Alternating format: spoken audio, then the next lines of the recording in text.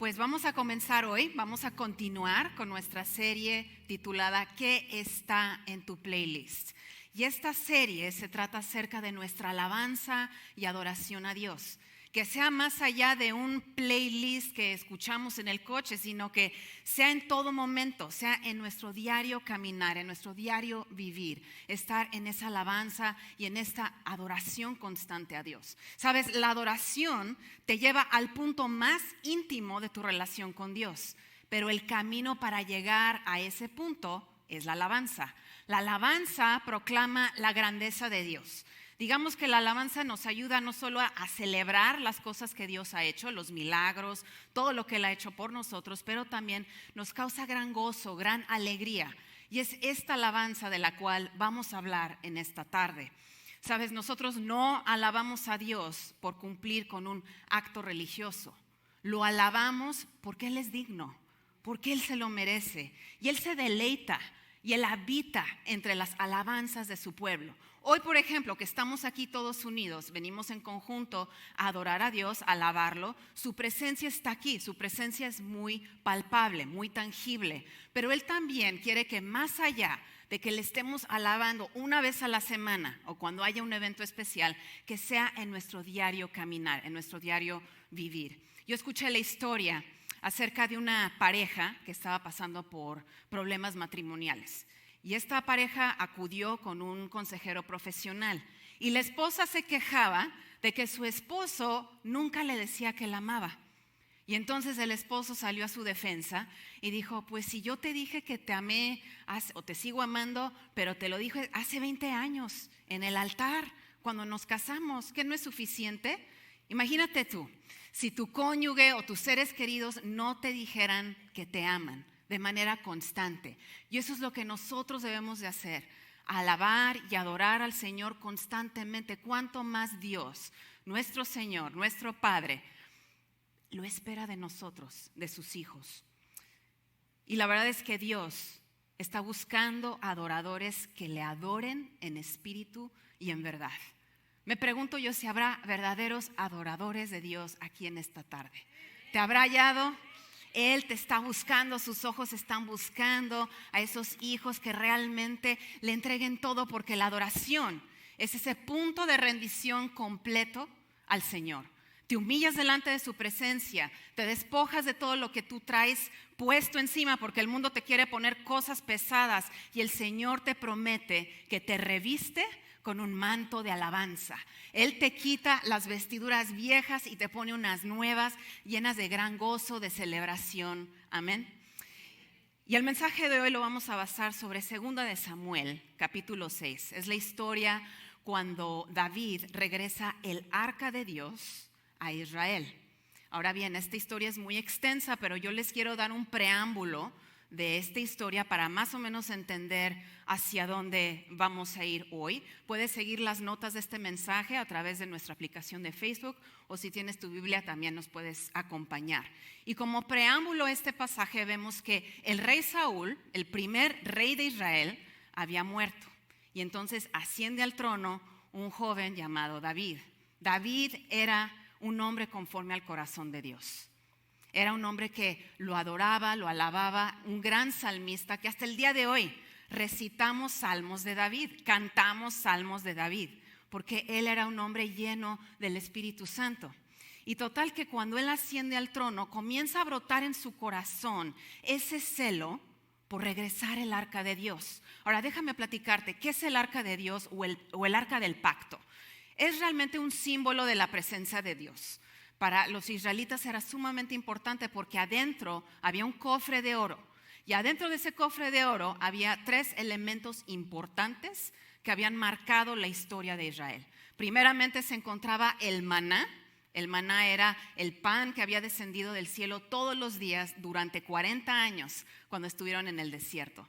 También se encontraba la vara de Aarón que había reverdecido, que confirmaba su liderazgo, y finalmente también se encontraban las tablas de los 10 mandamientos. Así que el arca de Dios, por muchos años, bajo el reinado de Saúl, había sido capturada.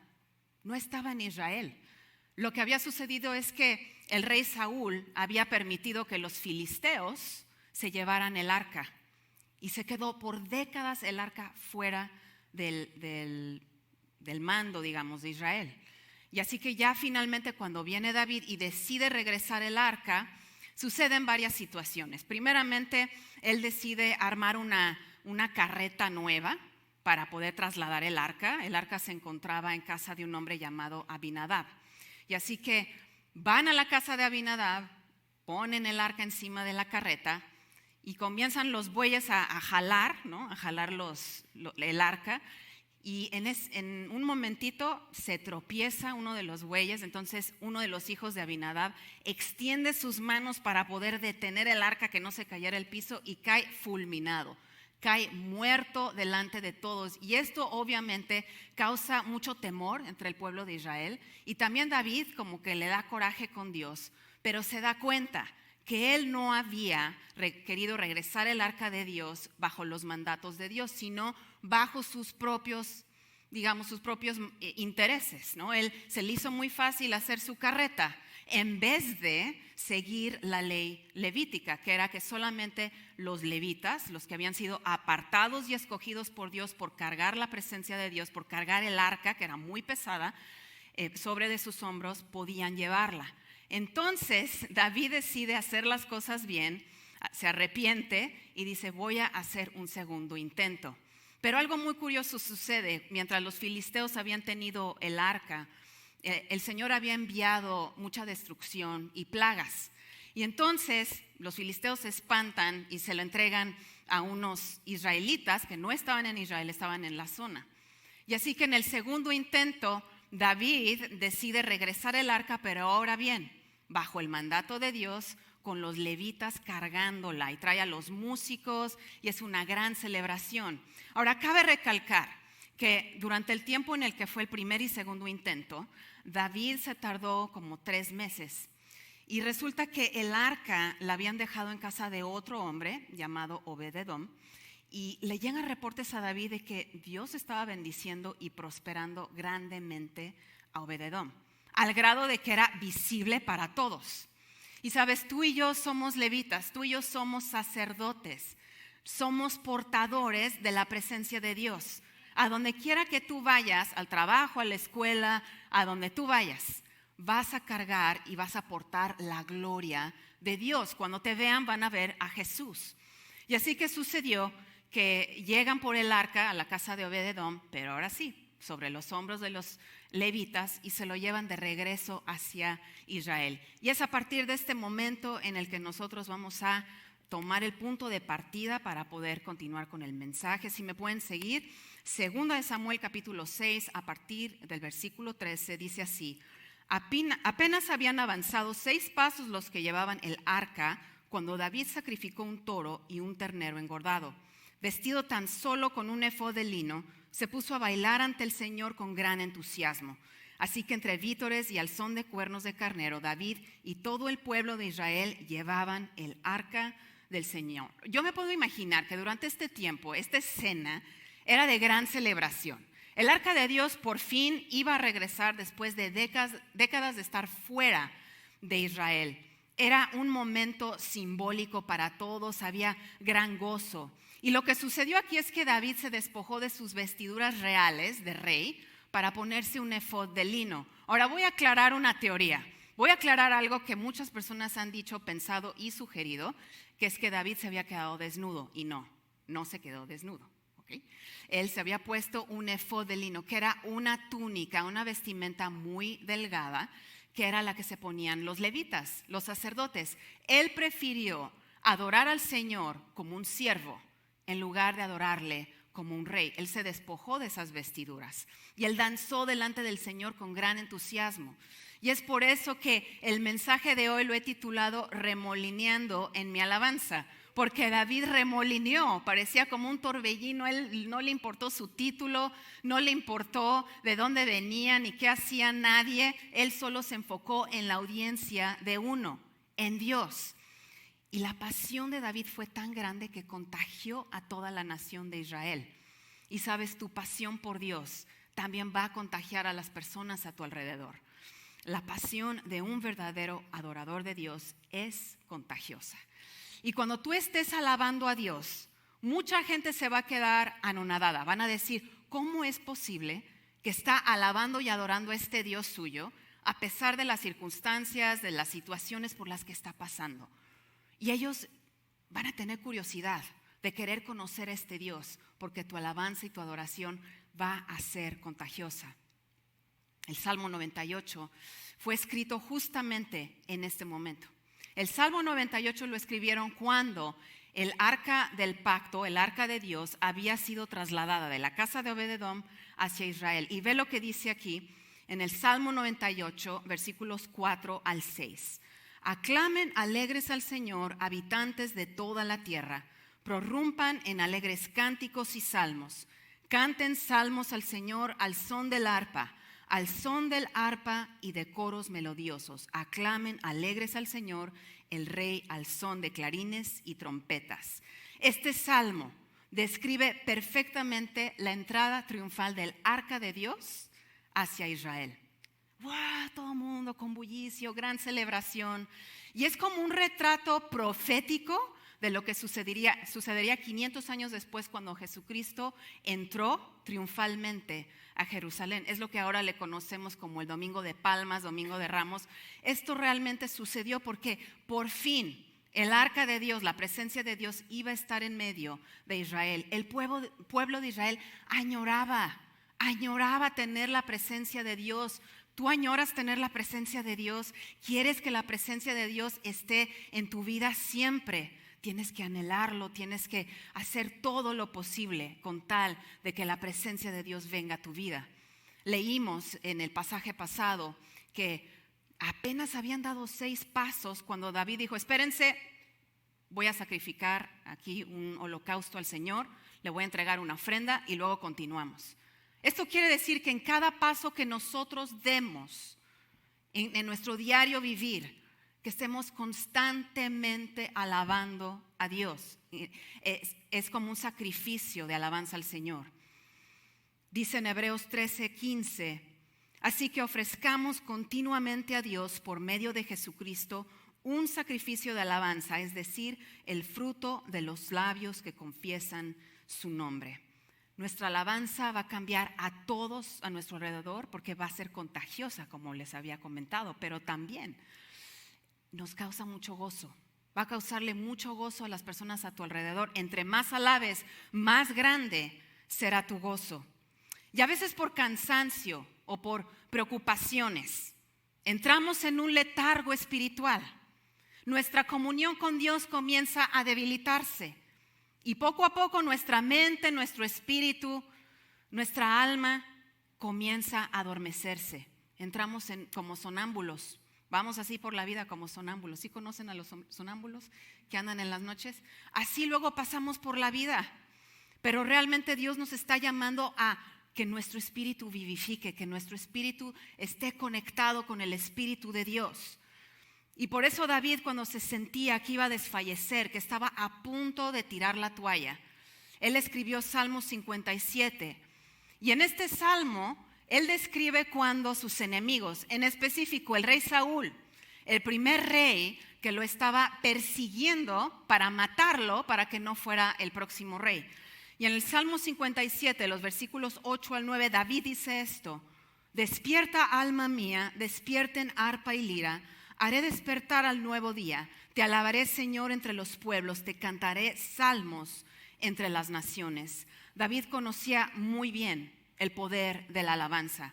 Y a pesar de haber sido perseguido por el rey por tantos años, por el rey Saúl, él pudo sobrevivir y Dios le dio grandes victorias porque él era un verdadero adorador de Dios. Y nosotros en esta tarde, yo te voy a pedir que hagas algo para despertarte un poquito. Repite conmigo parte de este salmo y quiero que le hables a tu hombre interior, es decir, a tu espíritu, a tu corazón, con entusiasmo. Repite esto conmigo, dile: despierta, alma mía. Con más entusiasmo: despierta, alma mía. Alaba al Señor. Ahora todos juntos: despierta, alma mía, alaba al Señor. Era lo que David estaba diciendo en el Salmo 57. Él le tenía que hablar a su espíritu. y decirle: despierta, no desfallezcas, a pesar de las cosas por las que él estaba pasando, al hilo de la muerte. Y él, sin embargo, pudo seguir adelante porque su espíritu se vivificó con el Espíritu Santo, fue avivado por el fuego de Dios. Y todos aquí tenemos diferentes formas de alabar al Señor. Todas son válidas. Hay muchas formas de alabar al Señor, como dice la canción. Y a continuación quiero que veamos unos ejemplos de alabanza que le podemos levantar al Señor. Tal vez te vas a identificar con alguno de ellos, tal vez con otros digas: jamás lo voy a hacer, pero no importa, porque Dios se agrada en nuestra alabanza. Entonces, a continuación, por favor, presta tu atención a las pantallas.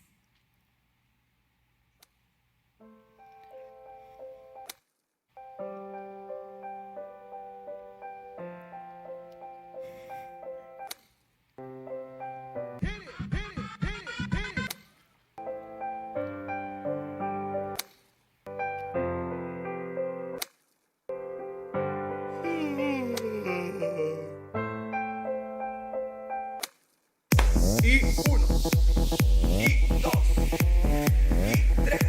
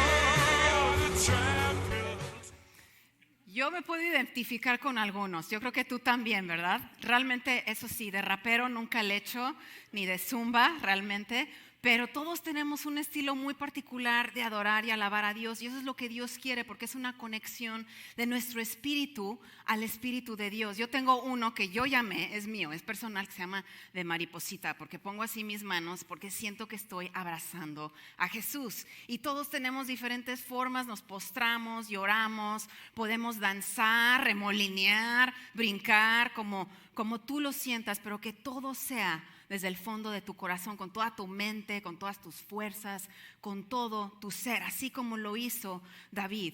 Y sea cual sea tu estilo, recuerda que Dios se deleita cuando tú le alabas. Dice en 2 Samuel 6, vamos a continuar, versículo 16. Sucedió que al entrar el arca del Señor a la ciudad de David, Mical, hija de Saúl, se asomó a la ventana. Y cuando vio que el rey David estaba saltando y bailando delante del Señor, sintió por él un profundo desprecio. El arca del Señor fue llevada a la tienda de campaña que David le había preparado. Le instalaron en su sitio y David ofreció holocaustos y sacrificios de comunión en presencia del Señor. Nuestra alabanza nos va a llevar justo a ese punto, que a David no le importó lo que Mical ni lo que nadie decía. Él se rindió completamente al Señor, se despojó de sus vestiduras, se puso las vestiduras de un siervo y prefirió adorar y alabar al Señor así. Y realmente todo se desvanece cuando estamos solo enfocados en una persona, que es Dios. Cuando venimos también en conjunto, sí, todos venimos juntos a alabar a Dios, pero tu enfoque siempre es el Señor. Y dice este pasaje que Mical, la hija del antiguo rey Saúl y la esposa de David, al verlo danzar, sintió un profundo desprecio por él en su corazón. ¿Se imaginan que tu cónyuge sienta así cuando te vea alabar al Señor? Y ve lo que le dijo con sarcasmo, 2 Samuel 6:20. Cuando David volvió para bendecir a su familia, Mical, la hija de Saúl, le salió al encuentro y le reprochó: «Qué distinguido Se ha visto hoy el rey de Israel desnudándose como un cualquiera en presencia de las esclavas de sus oficiales. Pero casi me lo puedo imaginar que se lo dijo como en tono de telenovela, ¿no? ¡Qué distinguido! Se ha visto hoy el rey de Israel.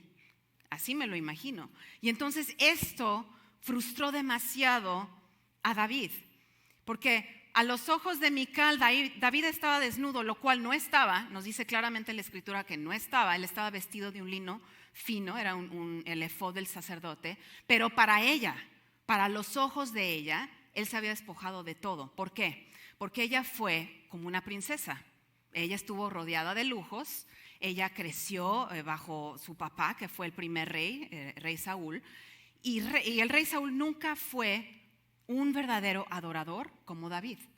Inclusive, él prefirió solo guardar una sola cosa le importaba a Saúl. ¿Y cuál era esa cosa? Cuidar su trono, que nadie le quitara su trono. Llegó a un punto obsesivo, pero ese punto obsesivo lo llevó a que perdiera su propia vida cayendo sobre su propia espada. Y la hija de Saúl, Mical, esposa de David, despreció a David al verlo así porque ella no estaba acostumbrada, porque su papá, Saúl, no le había inculcado esa forma de alabar y adorar a Dios. Tú eres ejemplo de tus hijos. Si tú quieres que tus hijos sigan al Señor, si quieres que tus hijos sean verdaderos adoradores de Dios, vas a poner tú el ejemplo, vas a tú inculcarles ese estilo de vida. Y en el caso de David, él inculcó eso a toda su familia, a toda su descendencia. Y continúa diciendo en el versículo 21, David le responde: lo hice en presencia del Señor, quien en vez de escoger a tu padre o a cualquier otro de su familia, me escogió a mí y me hizo gobernante de Israel, que es el pueblo del Señor. De modo que seguiré bailando en presencia del Señor y me rebajaré más todavía hasta humillarme completamente. Sin embargo, esas mismas esclavas de quienes hablas me rendirán honores. David es un prototipo de Jesucristo, porque sabemos que Jesús se despojó de su deidad para ser siervo, para poder servirnos. Y David se despojó de sus vestiduras reales para poder ser un siervo del Señor. Y hoy tú y yo no tenemos que escoger entre ser rey o sacerdote, somos las dos cosas, somos reyes y sacerdotes porque estamos bajo el nuevo pacto en Cristo. Ve lo que dice en 1 de Pedro 2:9, pero ustedes son linaje escogido, real sacerdocio, nación santa, pueblo que pertenece a Dios. ¿Para qué? Para que proclamen las obras maravillosas de Dios. ¿Sabes? Esto es alabanza. Las obras maravillosas de aquel que los llamó de las tinieblas a su luz admirable. Eso es la alabanza, proclamar la grandeza de Dios. Por eso somos reyes y sacerdotes, no tenemos que escoger. Y no se trata de las vestiduras que llevemos por fuera o lo que la gente piense de nosotros, ¿verdad? O querer impresionarle a los demás, sino del corazón. Porque en el fondo David siempre fue, aun siendo un rey muy poderoso, muy famoso, que hasta el día de hoy lo estamos predicando, él siempre fue ese joven que estaba en medio del campo, apacentando las ovejas y estaba alabando al Señor, estaba alabando a uno solo, tenía la audiencia de Dios. Y fíjate lo que le sucede a Mical, hay una consecuencia de lo que ella le dijo por el desprecio que ella le dio a su propio esposo David. Dice en 2 de Samuel 6:23, y Mical, hija de Saúl, murió sin haber tenido hijos. Mical se volvió estéril, Mical no dejó descendencia, Mical no fue fructífera en esta tierra.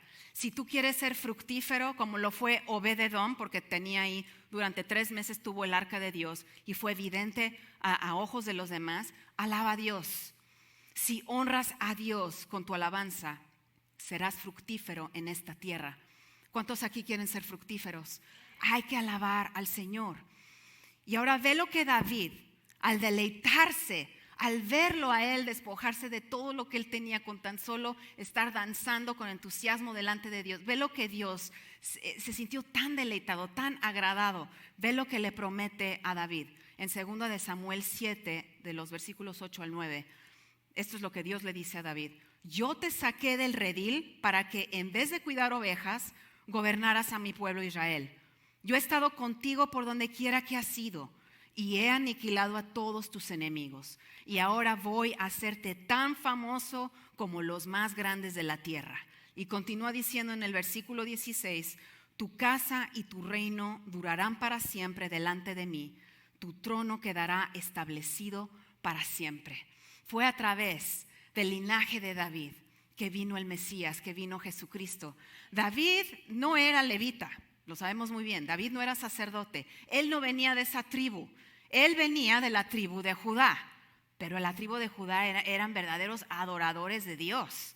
Y entonces, cuando viene el Mesías a establecer aquí el reino de los cielos, está confirmando esta palabra que Dios le dio a David. Y fíjate lo que dice el Señor: te voy a hacer como los más grandes de la tierra. Y es así porque miles de años después estamos hablando de Él hoy.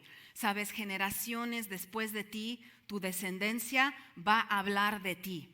Va a pasar tu historia por toda la boca de tus descendientes, porque fuiste un verdadero adorador de Dios. Créelo con tu corazón. Y en el tiempo de David había una ley levítica, y esta ley levítica decía muy específicamente que los sacrificios tenían que ofrecerse a Dios en todo momento. Y había una flama, una llama de fuego que jamás podía dejar de arder. Tenía que, sin cesar, no podía apagarse. Y así que todos los días, a cada hora, pasaban los sacerdotes a quemar sacrificios para Dios. Pero cuando viene Jesús, eso cambia, porque Él se hizo el sacrificio perfecto.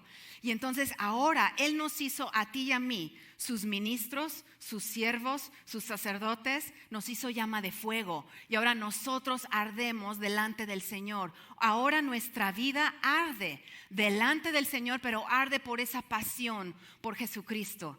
Y es esa llama que tú vas a contagiarle a los demás. En el cielo, Dios continúa recibiendo esa alabanza y esa adoración, es perpetuo. Ve lo que dice en Apocalipsis 4:8 cuando el apóstol Juan tiene una visión del cielo. Dice: ni de día ni de noche cesan de decir: santo, santo, santo es el Señor Dios Todopoderoso, que era y que es y que ha de venir. Y continúa diciendo en los versículos 10 y 11: los 24 ancianos se postran delante del que está sentado en el trono y adoran al que vive por los siglos de los siglos. Y echan sus coronas delante del trono diciendo: digno eres tú, oh Señor y Dios nuestro, de recibir la gloria, la honra y el poder, porque tú has creado todas las cosas y por tu voluntad tienen ser y fueron creadas. En este mismo momento, en el cielo, hay alabanza, hay adoración. Y me encanta que el apóstol Juan no lo escribió como que ya pasó o va a venir, futuro. Está hablando del presente. Ahora, en este momento, en el cielo, todos están alabando y adorando al Señor. Y nosotros también estamos aquí en esta tierra para poder adorar y alabar al Señor. Y Dios está buscándote, Dios está buscando adoradores que le adoren en espíritu y en verdad.